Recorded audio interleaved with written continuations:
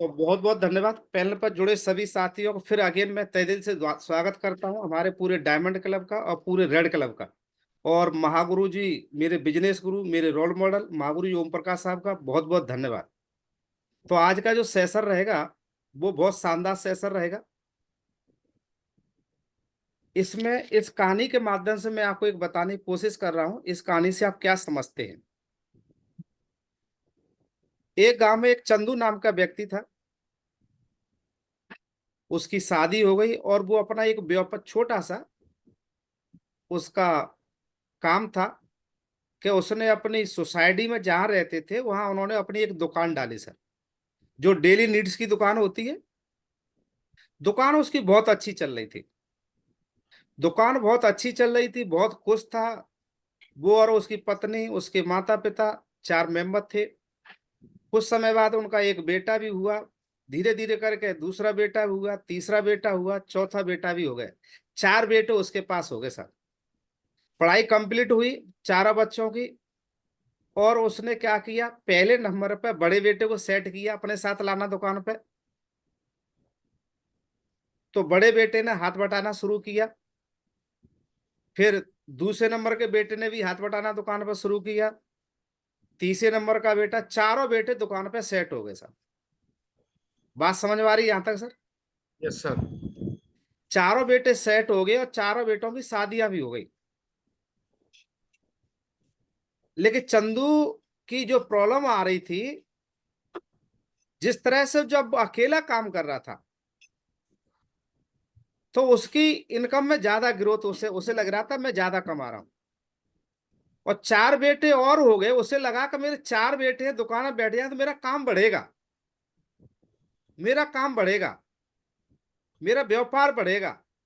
लेकिन जो अपेक्षा उसने 4 बच्चों से की थी दुकान पे आने की, उस हिसाब से उसकी इनकम नहीं बढ़ रही सर।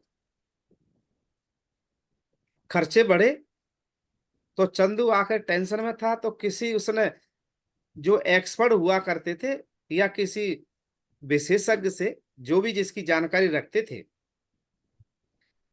चंदू के मन में आया कहीं मुझसे गलती तो हो रही है और मैं जरूर किसी से इसकी सलाह लेता हूँ कि मेरी दुकान में पहले मैं अकेला इतना कमा लेता और चार चार बेटे भी हैं, पांचवा मैं हूं, तब उतनी इनकम जितनी होनी चाहिए वो नहीं हो रही है।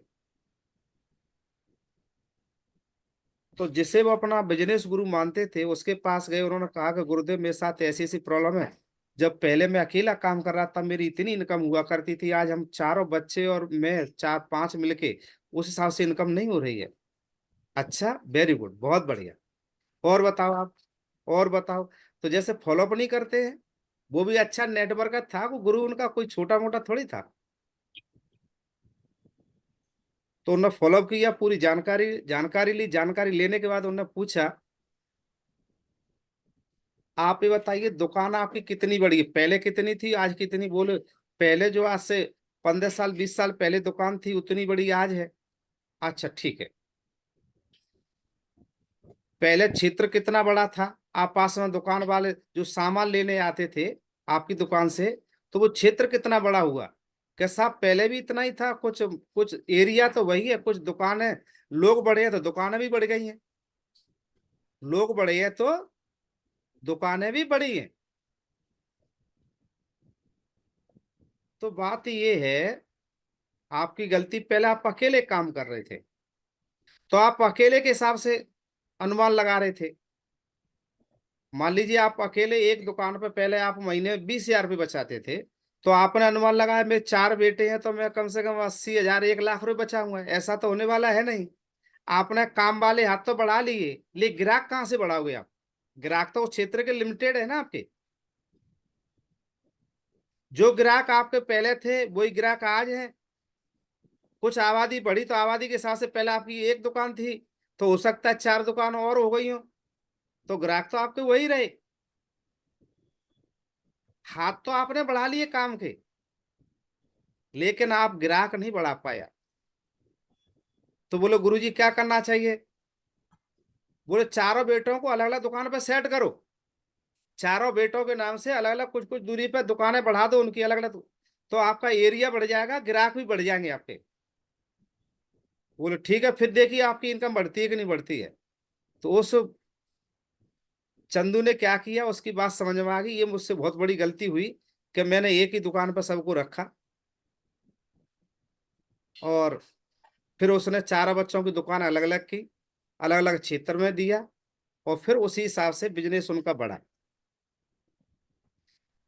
तो इस कहानी से हम क्या सीखते हैं सर, समरी क्या कह रही है इसकी? संदीप चौधरी जी, संदीप चौधरी जी अनम्यूट करें आप। Thank you very much sir, मुझे बोलने का मौका दिया। जो सर आपने स्टोरी सुनाई है, इसका मेन मोटो बिजनेस में ये बैठता है कि हमें अपने शहर डेवलप करने होंगे।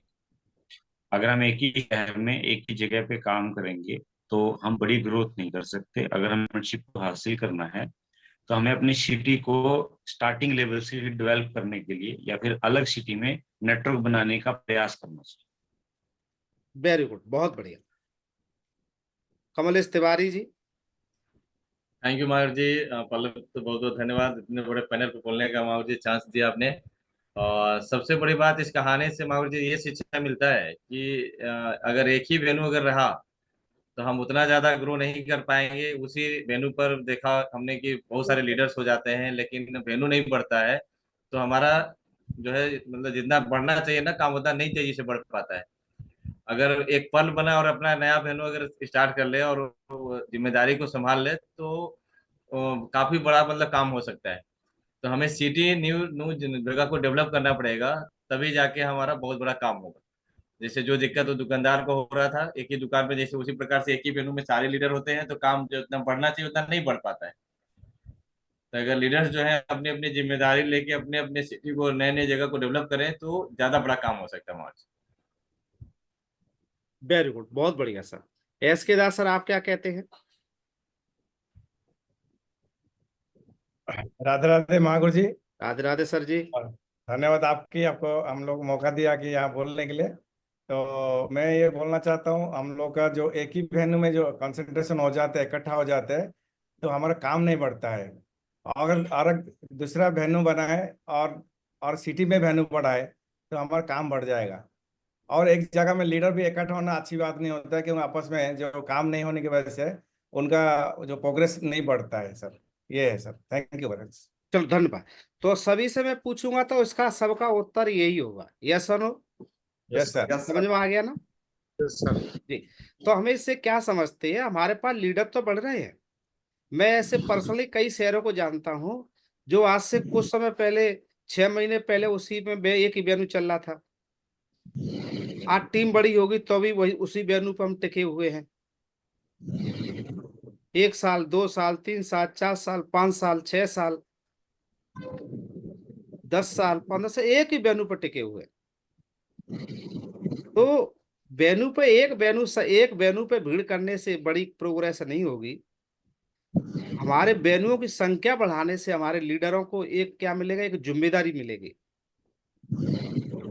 हमारे लीडरों को जिम्मेदारी मिलेगी। और मुझे ऐसा लगता है कि हमारे लीडर हमसे भी अच्छा काम कर जाएंगे। कब? जब उनको जिम्मेदारी देंगे तब। तो हम सबको क्या करना चाहिए, जितने भी सिल्वर एंड एबव लीडर हैं, जितने भी सिल्वर एंड एबव लीडर हैं, उनको वीक में कम से कम एक दूसरे शहर में जाना चाहिए। और एक कमिटमेंट करें कि मैं अपना एक लेफ्ट में और एक राइट में अपना वेन्यू चलाऊंगा। वेन्यू चलाने के लिए आप अपने किसी सिटी होस्ट लीडर, आपके टॉप लीडर हैं, या किसी डायमंड लीडर से या रेड क्लब लीडर की सलाह से ही आप चलाएं। बिना अपने एक्टिव अप्लायंस जो रेड क्लब, टोपाज या सिटी होस्ट की बिना अनुमति के ना चलाएं। अगर वो परमिशन देते हैं तो आप स्टार्ट कर लीजिए। एक वेन्यू से, अगर मान लीजिए एक एग्जाम्पल इसको ऐसे लेते हैं, अगर एक वेन्यू से आपने एक बहुत सभी लोग काम कर रहे हैं और एक वीक में 100 ज्वाइनिंग भेजी, आपने 100 लोगों को ज्वाइन कराया, ठीक है सर। Yes sir. अगर आपके वेन्यू पे अगर 20 लीडर और है, 20 लीडर काम कर रहे हैं, और 20 लीडर एक हफ्ते में 1-2 दिन के लिए किसी बाहर जाते हैं, किसी शहर में जाते हैं, दूसरे शहर में जाते हैं वो, और वहां से वो और काम पूरा कर रहे हैं 20 लीडर आपके, और वो क्या कर रहे हैं कि एक हफ्ते में दूसरे शहर में जाके 1 लीटर केवल और केवल कितनी जॉइनिंग दे रहे हैं आपको? 20 लोग हैं, केवल 10-10 जॉइनिंग दे रहे हैं। कितनी जॉइनिंग दे रहे हैं सर? 10-10। और दूसरे शहर से तो 20 लीटरों की कितनी जॉइनिंग बढ़ी सर? 200 हो गई हमारी। तो हो गए सर। और जिस शहर में हम रहते हैं, आप जिंदगी भर उस शहर में रहना, आपकी प्रोग्रेस उतनी बनी रहेगी, चाहे आपकी 2 साल पहले हुई हो, चाहे वहां 10 लोग काम कर रहे थे, 15 लीटर काम कर रहे थे, 50 लीटर काम कर रहे थे, आगे भी उतनी प्रोग्रेस रहेगी उस शहर की। उसकी प्रोग्रेस बढ़ा नहीं पाएंगे हम। हमें लीडरों की संख्या बढ़ाएगी, हमारे लीडर तैयार कर लेते हैं तो शहरों की संख्या बढ़ाने से हमारा बड़ा व्यापार होता है। तो हमें क्या करना चाहिए? अपना व्यापार बढ़ाना है तो हमें शहरों की संख्या हमको बढ़ानी चाहिए सर। बात समझ में आ गई सर? Yes sir. तो हम सबकी जिम्मेदारी है कि हम अपने कितने लोग जिम्मेदारी लेते हैं कि मैं अपनी वेन्यू 1 महीने में, 2 महीने में, मैं अपना एक लेफ्ट में एक राइट में मैं चला के दिखाऊंगा। अभी मेरी 2 दिन यस सर। संडे को रवि सर से बात हो रही थी, तो बोले सर मैंने अपने बेटे को ट्रेंड कर दिया है, बेटे इनके संडे के वेन्यू की पूरी जिम्मेदारी ले लेते हैं सर। बस वहां पे एक प्लान करने वाला पहुंच जाए, एक क्लोजिंग वाला पहुंच जाए, बाकी सारी जिम्मेदारी।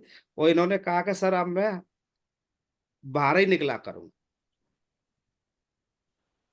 है ना? तो अगर हम सभी लीडर ऐसा करें तो सबका काम अच्छा होगा क्या नहीं होगा? Yes sir. हो सकता है ना? यस तो जिम्मेदारी लेने को तैयार हम सभी। तो सोमवार को यस सर। सभी लीडर, जो भी लीडर है, सोमवार को आप कौन कौन से शहर में डेवलप करना चाहते हैं, कौन से शहर में अपना वेन्यू चलाना चाहते हैं, तो सोमवार को ये रिपोर्ट हम सब यहाँ पैनल पर लेंगे और अपने सिटी वेस्ट लीडर को या अपने डायमंड लीडर को आप देंगे। तैयार है सर? और फिर यस सर। देखो काम कैसे बढ़ेगा। जब तक हम सेफ जोन में रहेंगे कि नहीं नहीं अपना अपना घर सेफ है, रिस्क नहीं लेंगे जाने का, तब तक बड़ा काम नहीं करेंगे। अरे भाई देखो, ये एक आईडी आ रही है, अंजलि जी आगरा से है। सुबह मीटिंग ले रहे थे, तब ट्रेन में बैठे गए, तभी भी ट्रेन में मीटिंग अटेंड कर रही थी। और देखिए अपने दूसरे स्टेट में काम करके घर पे आ गई आज और फ्री मीटिंग अटेंड कर रही हैं। तो ये हम सभी कर सकते हैं, एग्जाम्पल दिया मैंने आपको। लेकिन कुछ लोगों के दिमाग में अभी भी बहुत सारी बात आएंगी, प्लाने बनाने से होता क्या है, कौन देख रहा है, ऐसे विचार मन में आएंगे। मैं क्यों बनाऊं प्लानिंग, कौन देख रहा है मुझे? इसका एक बहुत अच्छा कौन देखता है थोड़ा आपको बताता हूँ। कौन कौन आपको देखता है? अच्छा, ऐसा विचार मन में विचार आते हैं कि नहीं आते हैं? प्लानिंग बनाने से क्या होगा, मैं क्यों बनाऊं, इससे काम बड़ा होने वाला थोड़ा ही है। और बना लूंगा तो कौन देखेगा, नहीं बनाएंगे तो कौन देखेगा? मैं आपको एक कहानी के माध्यम से बताता हूँ सर। एक बहुत प्रसिद्ध महात्मा थे, बहुत प्रसिद्ध, फेमस थे अपने क्षेत्र में और अपने फील्ड के। उनके 4 शिष्य थे। कितने शिष्य थे? चार। चार। 4 शिष्य थे। कितने शिष्य थे? चार। 4। तो उनकी शिक्षा पूरी हुई और उनकी परीक्षा लेनी थी। तो परीक्षा के दौरान उन्होंने, महात्मा जी ने कहा कि बेटा मैं आपको चारों बच्चों को, चारों शिष्यों को एक एक मुर्गा देता हूं। क्या देता हूं? मुर्गा। एक एक मुर्गा दिया, खूब अच्छा मुर्गा, 2 पैर वाला, गुटरकू गुटरकू गुटरकू करने वाला मुर्गा, जानते हैं ना मुर्गा? यस और सर। उनसे कहा गया और चारों को अलग अलग दिशा में भेजा गया, चारों को अलग अलग दिशा में भेजा गया और उनसे कहा इनको काट के लाना है भाई, आपको अपने अपने मुर्गे को काटना है, लेकिन शर्त एक है, ऐसी जगह काटोगे जहां कोई आपको देख नहीं रहा हो। बात समझ में आ रही है सर? यस। तो सुबह भेज दिया गुरुजी ने। एक व्यक्ति तो दोपहर में काट काट के लेके आ गया, गुरुजी बोलो जो आपका काम पूरा कर दिया आपने कहा था, बोले ठीक है। एक शाम को लौट के आ गया, वो भी काट के ले आया। एक तीसरा था, वो रात को आया, 8-9 बजे करीब आया। और चौथा वाला लौट के ही नहीं आया। अब लौट के नहीं आया तो गुरुजी ने क्या बोला, भाई कि आप अपनी अलग अलग दिशा के सब आगे, कौन सी दिशा वो छूट रही है जो लौट के नहीं आया है। उन तीनों को उसकी खोज में भेज दिया, ढूंढ के लाओ उसे। तो 3 दिन बाद तो ढूंढ के लाए उसको, मिल तो गया। और तीनों से पूछा, भाई पहले कौन आया। उसने कहा कि मैं आया, मैं दोपहर में ही आ गया था। बोले तूने कहाँ पे काटा इसको। बोले काटना क्या था गुरुजी, मैंने देखा बाजरा का खेत में कोई नहीं देख रहा, काट के ले आया। अरे वाह, वेरी गुड। दूसरे से पूछा तूने कहाँ पे काटा। अब मैं देख रहा था गुरुजी, वहां पे दिन में सब लोग देख रहे थे, गांव में खेतों में। तो मैं एक वहां पे पुल था, और पुल की आड़ में जाके मैंने काट दिया, कोई नहीं देख रहा वहां। तीसरे से पूछा तू लेट कैसे हुआ, कि गुरुजी मैं देख रहा दिन में सब लोग देख रहे हैं, थोड़ा अंधेरा हो जाए, दिन छुप जाए, सब लोग अपने घरों में चले जाएंगे, मार्केट बंद हो जाएगा, तो मैंने काट दिया, कोई नहीं देख रहा था वहां। चौथे वाले से पूछे, भाई तुझे 3 दिन कैसे लग गए। तो बता, वो बोला गुरुदेव मैंने बहुत प्रयास किया, कहीं मुझे जानवर देख रहे हैं, कहीं पेड़ देख रहे हैं, दिन में आदमी देख रहे हैं, रात में तारे देख रहे हैं, और मुझे ऐसी कोई जगह नहीं मिली जहां मुझे कोई नहीं देख रहा हो। लेकिन हर जगह मुझे 2 लोग तो देख रहे थे। बोलो कौन कौन थे। एक तो स्वयं मैं था, और एक ऊपर वाला भगवान था। तो मैं काट ही नहीं पाया, ये आपका मुर्गा जिंदा ले आया हूं। वाह बेटा वाह। तो कभी कभी क्या आता है, इस कहानी की समरी क्या कहती है सर, किसकी समझ में आ गई। विपिन सर, इस कहानी की समरी से क्या समझते हैं। इससे सर ये है कि मतलब उसने अपना मतलब तीनों लोगों को बोल दिया था, उन्होंने काट करके मतलब बता दिया कि भाई कोई देखे ना देखे मुझे अपना काम करना है। और चौथा वो असमंजस में ही रहा हमेशा कि भाई मेरे को भगवान देख रहा है और मेरे को मैं खुद देख रहा हूँ।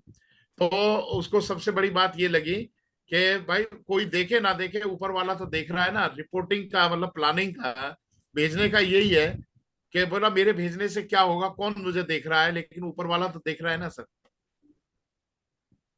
वेरी गुड, बहुत बढ़िया। बीके दास सर, क्या समझे सर कहानी से। इस कहानी से यही चीज आ रहा है, जो जो है अपनी जिम्मेवारी, अपनी समझ, कि मैं क्या करूं। जब मेरा रेस्पॉन्सिबिलिटी बनता है, जब कोई नहीं देख रहा है, मतलब मैं भी खुद देख रहा हूँ क्या हो रहा है, मेरा फ्यूचर देख रहा है, तो मैं ऐसा कुछ करूं। तो जो तो मतलब कोई भी किसी को छुपाने की बात नहीं रहा, मैं जो करूं अभी डुप्लीकेशन होगा। तो मैं कैसे करूं इस चीज को, गलत काम हो जाएगा तो वो गलत हो जाएगी। तो इस चीज से वो अपने असमंजस से रहा। तो मैं ऐसी कहाँ से एक जगह मिला, कोई नहीं देख रहा है, तो कहीं ना कहीं मैं भी देख रहा हूँ, ऊपर वाला देख रहा है। और इस तरह से वो अपने वो उलझन में रहा, मैं इसको कैसे काटूं इसको, कोई नहीं देखने वाला, ऐसा कोई चीज तो है ही नहीं। मतलब ये कहीं बहानाबाजी पे नहीं गया, वो अपना स्वयं को देखा, जब मैं किसी बात पे नहीं, वो खुद जो है अपनी पे वो मतलब वही स्थिर रहा। चलो बहुत बढ़िया, तो सबकी समझ में आ गया।